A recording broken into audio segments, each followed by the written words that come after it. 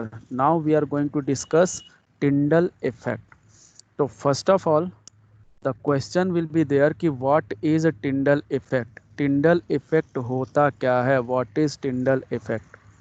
ठीक है, Tyndall effect क्या होता है. ठीक है. So Tyndall effect, this term you know from your physics also.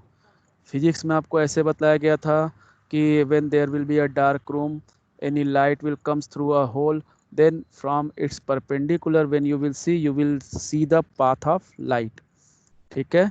This visibility of path of light is called Tyndall effect. ये फिजिक्स में कहा गया था. Here we are going to Tyndall effect from colloidal solution. तो original definition तो यही है कि the visibility of the phenomenon of visibility of path of light. Light का पाथ जब विजिबल हो जाता है उसी को हम क्या कहते हैं, टिंडल इफेक्ट कहते हैं. But here how you will explain this. तो see here, first of all Tyndall effect is observed by Faraday. Physics में था, जो उन्होंने डार्क रूम में देखा था तो वो ऑब्जर्व किया फैराडे ने. एंड यहाँ पे जो टिंडल इफेक्ट है वो पूरा एक्सप्लेन, उसकी प्रॉपर्टीज़ वगैरह वो एक्सप्लेन की थी टिंडल ने.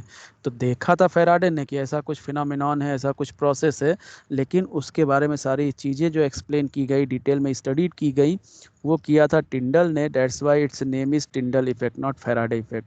तो remember this, Tyndall effect was first observed by Faraday and its detail is studied by Tyndall. Now, what is Tyndall effect? Now, next heading will be Tyndall effect.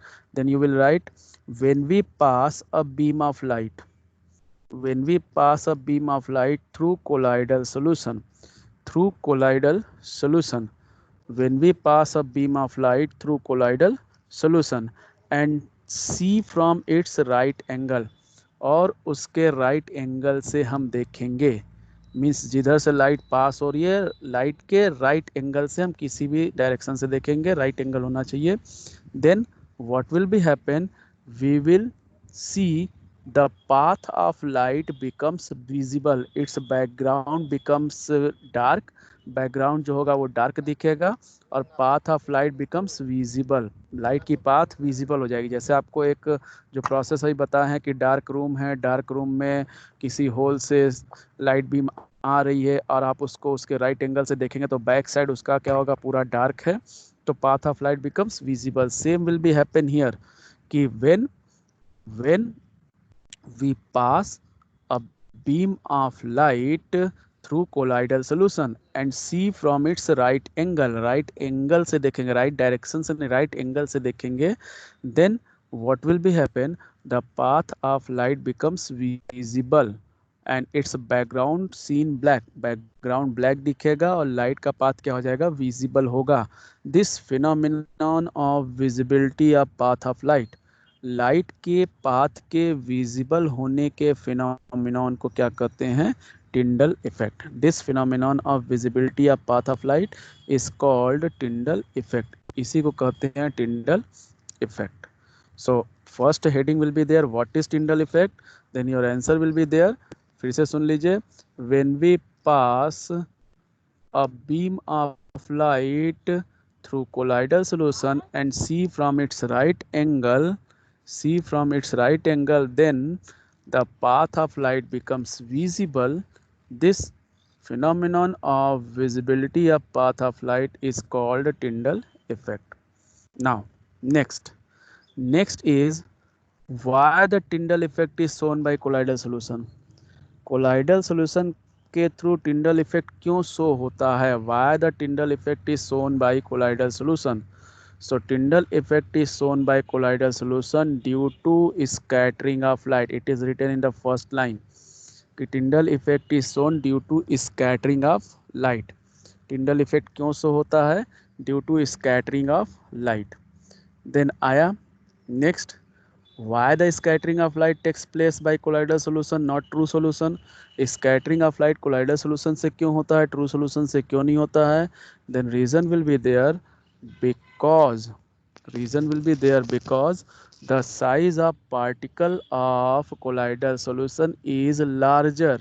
Colloidal solution की size जो है वो क्या है, large है.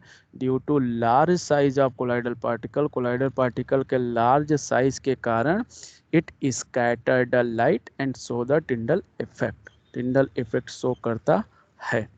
So one question is there, what is Tyndall effect? Second question is there, why the Tyndall effect is shown by colloidal solution? And third, what is the reason for scattering of light by colloidal solution? Now next is here कि after that Tyndall, after that scientists have observed कि all the light when pass through colloidal solution, all the types of colloidal solution, then it not show the Tyndall effect. Means हम किसी भी wavelength की light को अगर किसी भी colloidal solution से पास करते हैं तो टिंडल इफेक्ट सारे कोलाइडल सोल्यूशन सारी लाइट पे टिंडल इफेक्ट शो नहीं करते हैं. ठीक है, they are showing Tyndall effect with specific light. कुछ कोलाइडल सोल्यूशन कुछ स्पेसिफिक वेवलेंथ की लाइन से टिंडल इफेक्ट शो कर रहे हैं, कुछ अदर भी स्पेसिफिक वेवलेंथ की लाइट से टिंडल इफेक्ट शो कर रहे हैं. देन साइंटिस्ट ने ऑब्जर्व किया कि what is the reason. Then scientists have observed that the Tyndall effect is depend on the size of particle. Tyndall effect जो होता है वो पार्टिकल की साइज पे डिपेंड करता है. पार्टिकल की साइज पे डिपेंड करता है. And they have given the two condition. If a colloidal solution will follow the two condition, अगर colloidal solution दोनों condition follow करेगा, then that colloidal solution will show the Tyndall effect. If not follow the condition, then that will not show the Tyndall effect. तब वो Tyndall effect show नहीं करेगा. तो what are the two condition? ये question आता है. Write the two conditions to show the Tyndall effect. टिंडल effect show करने के लिए दो कंडीशन क्या क्या है उसको लिखिए. Then you can see in slide. आप स्लाइड में देख सकते हैं नीचे बिल्कुल. ठीक है, दिया हुआ है. What are the two condition. वो दो कंडीशन कौन कौन से हैं. First condition, the diameter of the DP is not much smaller than the wavelength of light. मतलब जिस लाइट को हम पास कर रहे हैं, उस लाइट की वेवलेंथ जो हो वो पार्टिकल के डायमीटर के लगभग बराबर हो. पार्टिकल के डायमीटर से छोटी ना हो. मीन्स अगर पार्टिकल की डायमीटर 450 nm है तो लाइट की वेवलेंथ भी 450 nm या उसके आसपास होनी चाहिए. उससे अलग नहीं होनी चाहिए, ज़्यादा भी नहीं होनी चाहिए और कम भी नहीं. Second, the refractive indices of DP and DM have great difference. Means DP और डीएम के जो रिफ्रैक्टिव इंडिसेस हैं वो दोनों में बहुत ज़्यादा डिफरेंस होना चाहिए, वो दोनों सेम नहीं होने चाहिए. सो टू कंडीशंस आर हियर. अब अगर हम 450 nm का पार्टिकल की साइज़ है और अगर हम 800 nm की वेवलेंथ की लाइट पास करेंगे then that will not show the Tyndall effect. वो टिंडल इफेक्ट शो नहीं करेगा. So there is particular condition. So how many topics are here in this. First one, what is Tyndall effect. Tyndall effect क्या होता है. Second one, why colloidal solution show Tyndall effect. Third one, why colloidal particle scatter the light. Fourth one, what are the conditions to show the Tyndall effect by a colloidal solution. So there are 4 questions which can be come in your examination paper. एक question each will be of 1 marks. First question हो सकता है कि टिंडल effect क्या है, direct पूछेगा. Second question हो सकता है कि कोलाइडल सॉल्यूशन टिंडल इफेक्ट क्यों शो करता है. थर्ड क्वेश्चन पूछेगा कि कोलाइडल पार्टिकल क्यों स्कैटर करते हैं light. At fourth question, write the two condition. ये प्रीवियस ईयर यूटी में था कि write the condition to show the Tyndall effect by colloidal solution. Now next, one more topic is here which is not written in this slide. ठीक है, that is here. You can see this Tyndall cone. Tyndall cone. So one question will be here. Tyndall cone. What is Tyndall cone? Tyndall effect अलग हो गया. Tyndall cone is different. ठीक है. So question will be there. What is Tyndall cone? Tyndall cone क्या होता है? Then what you will write? See here. Tyndall cone is the conical structure which form in the path of light. The conical structure which form in the path of light. Light के path में जो conical structure बनता है, that conical structure is called Tyndall cone. Tyndall cone कैसे बन रहा है? सी, ये बीम ऑफ लाइट आ रही है, फिर ये कन्वर्जेंस लेंस है. पहले तो सोर्स ऑफ लाइट है, फिर कन्वर्जेंस लेंस है, उसको बीम में कन्वर्ट कर रहा है. And that beam is when pass through this colloidal solution, then it strike on its particle. तो वो उसके पार्टिकल पे क्या हो रही है? स्ट्राइक हो रही है. And then after it scattered. तो at the point of striking it form a cone. Then after that scattering it form a cone. So light cones two light cones are formed.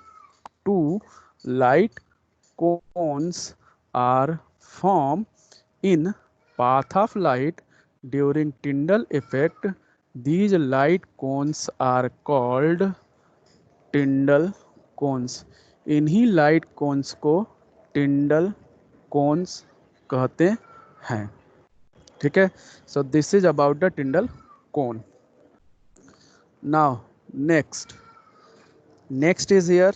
As I inform you कि after this we will discuss the next one, that is Brownian movement.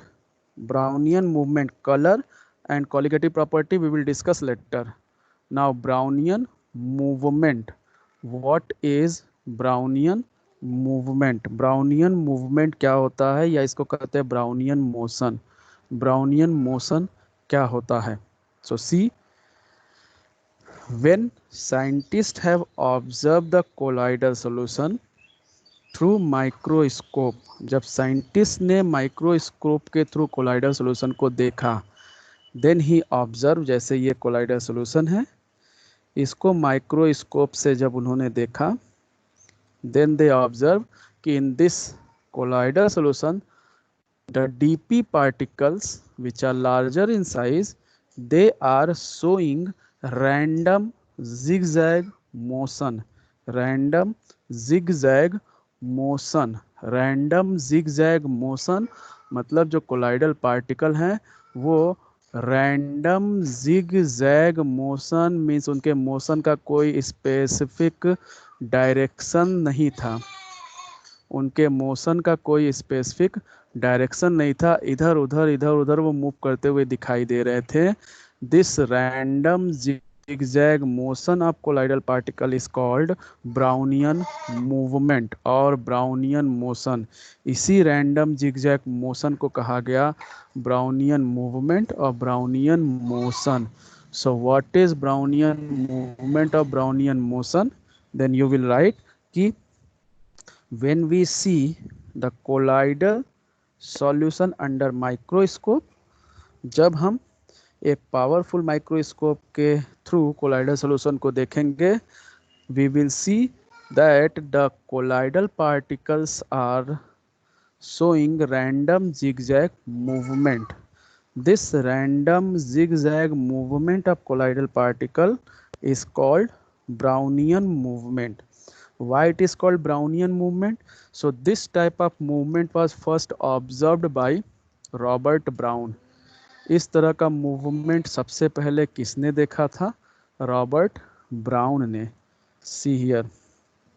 And he was a botanist, not a chemist. ये chemist नहीं थे, botanist थे.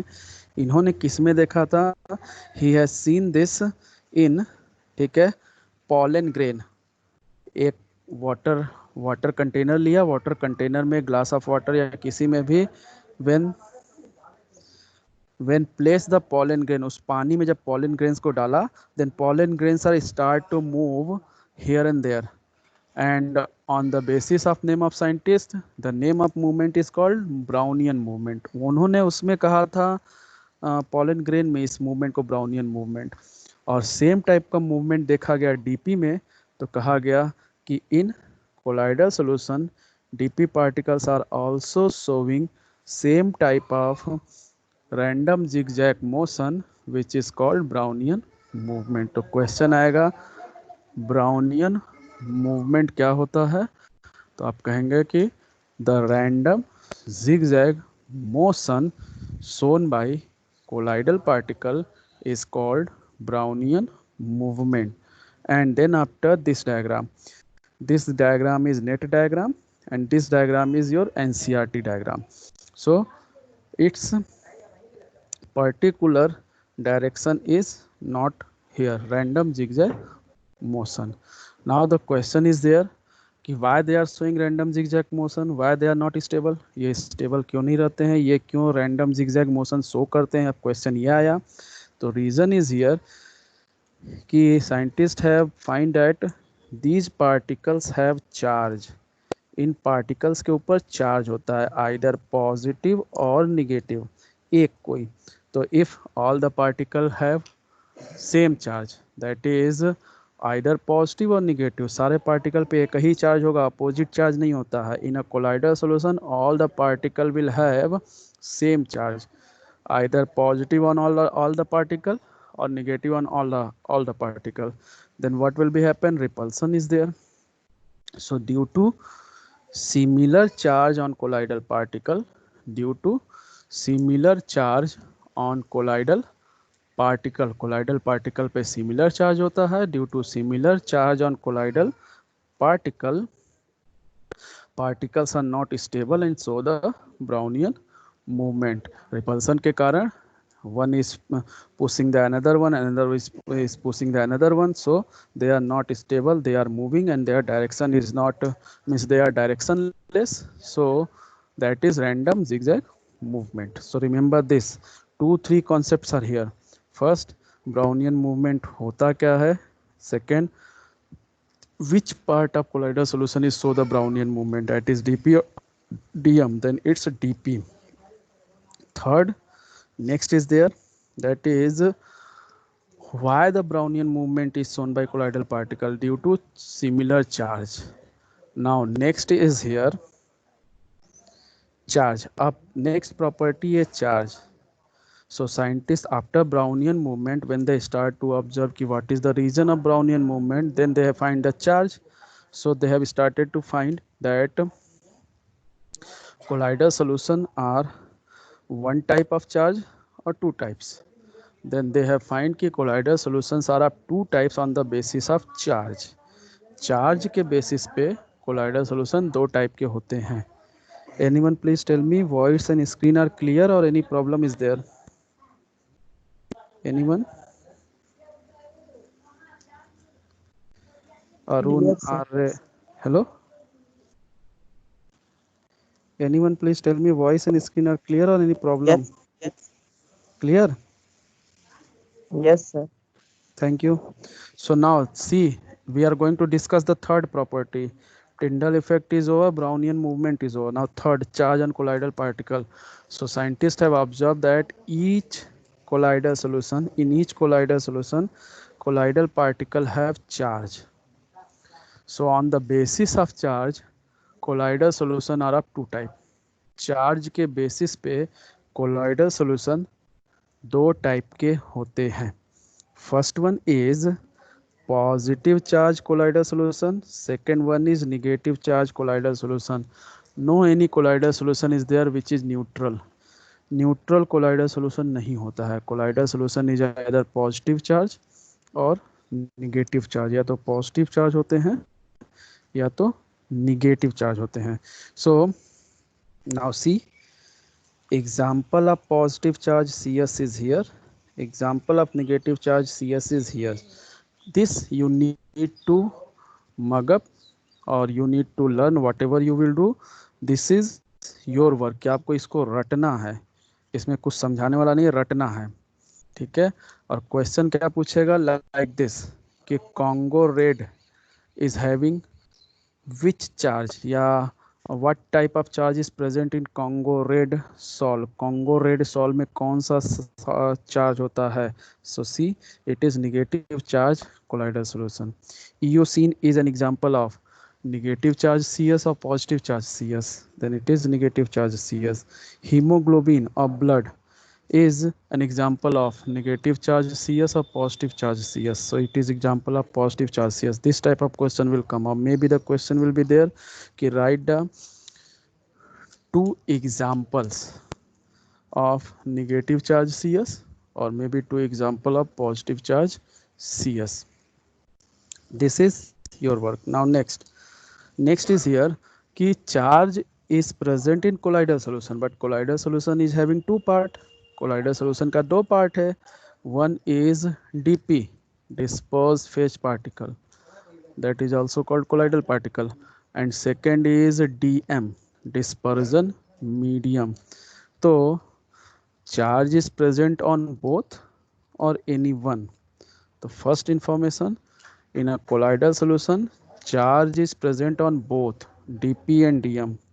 DP और DM दोनों पे charge होता है. Remember this.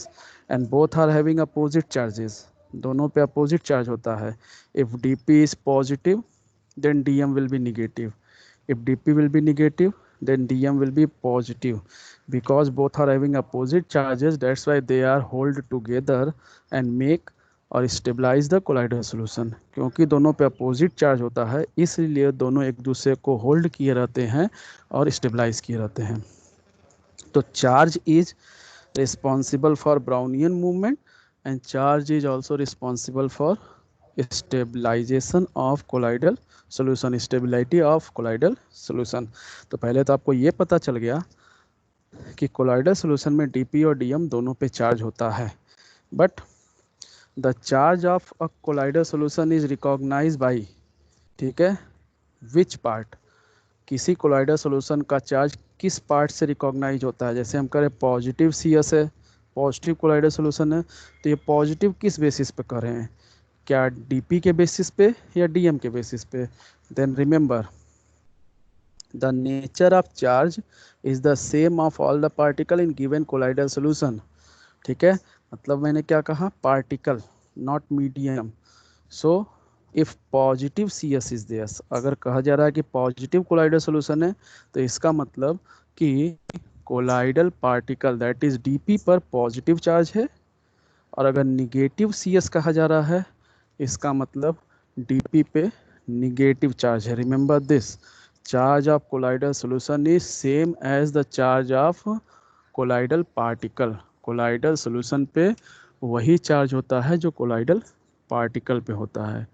So if colloidal particle is positive then colloidal solution will be positive.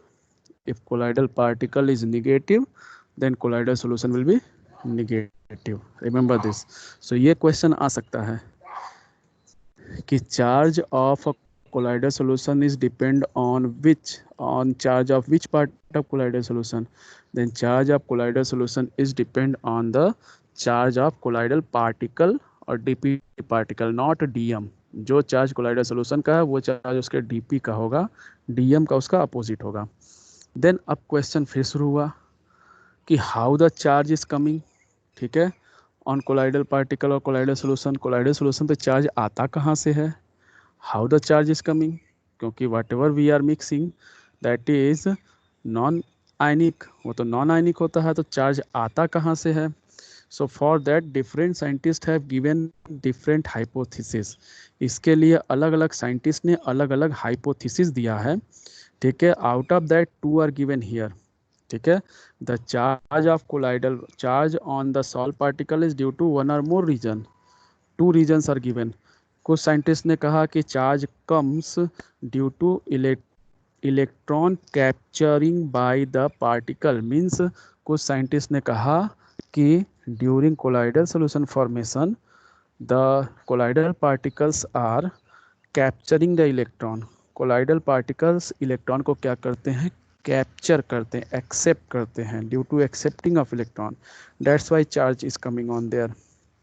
सो हो सकता है maybe they have shown some proof also, but The problem is there कि every time they are accepting the electrons, then electron is negative charge, so that will be always negative. तब तो colloidal solution हमेशा negative होना चाहिए. Maybe they have shown some proof and that proof are negative CS. But when positive CS comes, then question arises now how the positive is comes. मान लीजिए कि negative तो आ गया इलेक्ट्रॉन एक्सेप्ट करने से, कि पार्टिकल ने इलेक्ट्रॉन को एक्सेप्ट किया, जिस जो भी इलेक्ट्रॉन को एक्सेप्ट करता है उस पर निगेटिव आता है. तो whenever the particle will accept the electron, that particle will get the negative charge, and if particle will be negative then colloidal solution will also negative. Colloidal solution भी क्या होगा, निगेटिव होगा. तो फिर second hypothesis आया, due to preferential adsorption of ion, due to preferential adsorption of ion from solution. Second जो आया वो आया कि no, not due to electron acceptance, due to ion adsorption. They have told कि two types of ions are present in solution and one type of ion is adsorbed on the surface of particle and that is chosen by, ठीक है, colloidal particle. ये colloidal particle खुद choose करते हैं कि वो कौन सा आयन एडजॉर्ब करेंगे. So that's why it is preferential adsorption.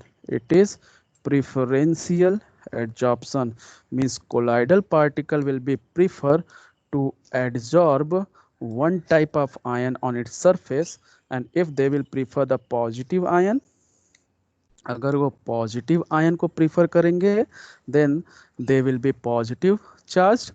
If they will adsorb the negative ion तो they will be negative charge. So this second hypothesis is most acceptable and most explainable. मतलब ये second वाला जो है preferential adsorption of ion, this is most acceptable and most explainable. इसी को सबसे ज़्यादा माना जाता है और सबसे ज़्यादा एक्सप्लेन भी किया गया प्रूफ के साथ, and that is the right one till now. अभी तक यही माना जाता है कि due to preferential adsorption. So may if question will come in examination कि what is the reason for charge on colloidal particle, then your answer will be there. The charge on colloidal particle comes due to preferential adsorption of ion from solution. Solution से adsorption होता है, preferential adsorption of ion, that is selected by completely colloidal particle. colloidal particle choose करते हैं कि कौन सा ion accept करना है. So once again, what we had completed today, we have started with the properties of colloidal solution. 7 properties given in your NCERT syllabus, but 2 properties are now removed from your this year board examination syllabus. So we have started first Tyndall effect. हमने पढ़ा Tyndall effect क्या होता है. देखिए question बस इसी तरह आएगा, what is Tyndall effect. Second, why the colloidal solution show Tyndall effect. Third, why colloidal solution scattered the light. Next, what are the two conditions to show the Tyndall effect by a colloidal solution, and what is Tyndall cone. Next, what is Brownian movement, why colloidal solution show Brownian movement. Then after diagram, and then after what is the reason for charge on colloidal solution. The charge of colloidal solution is depend on which part of colloidal solution, that is dp or dm. Maybe any question will be from example कि ये positive है या negative है. And then what are the reason for charge on colloidal solution. Now जो second one है most explainable and most acceptable, इसका proof we will discuss day after tomorrow. इसका proof हम लोग कब पढ़ेंगे, डे आफ्टर टुमारो, कि कैसे प्रूफ किया गया कि प्रेफरेंशियल एडजॉर्प्शन हो रहा है. Preferential adsorption, remember this word, preferential means DP will be choose कि which will be adsorb on its surface, and that process is adsorption. वो प्रोसेस क्या है, एडजॉर्प्शन. एडजॉर्प्शन प्रोसेस के थ्रू वो उसके सरफेस पे एडजॉर्ब हो जाता है and it gives the charge. If cation will be adsorbed, it will give the positive charge. If anion will be adsorbed, it give the negative